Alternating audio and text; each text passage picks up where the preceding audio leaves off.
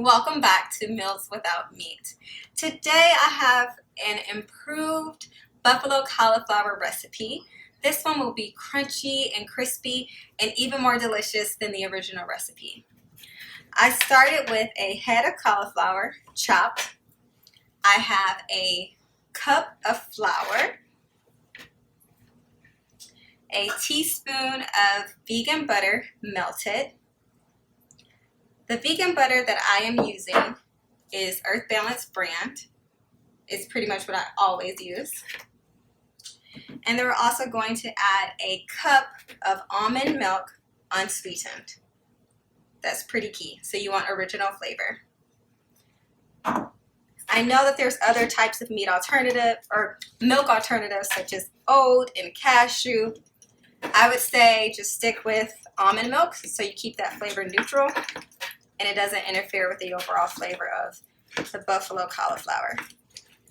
You guys, I love this meal so much, and I was so excited to understand how I could make it crunchier. And actually, my sister Quinn gave the suggestion of breadcrumbs, and I think it's going to work perfectly. So you put everything in here and toss it with the tongs so that everything is coated nice and evenly, because this is the batter.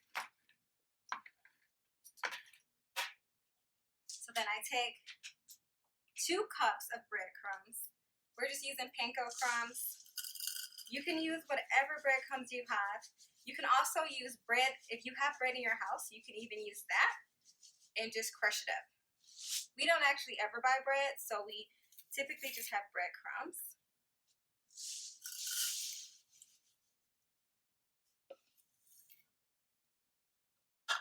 All right, and now you're going to toss that evenly too.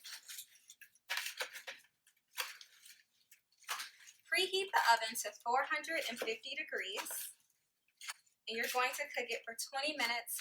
Make sure you take it out halfway and flip the cauliflower over.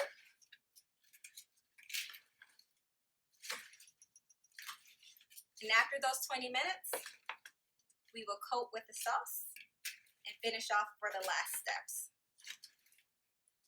It's looking real crunchy. I'm very excited. What you'll want to do is place each piece of cauliflower on your baking sheet.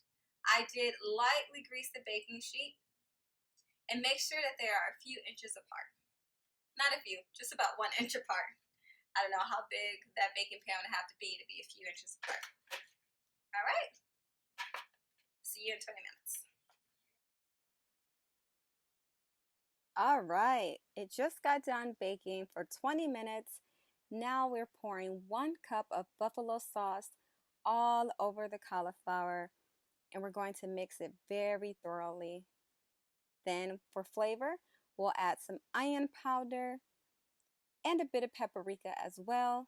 Then stir again, making sure that every piece is coated and flavorful.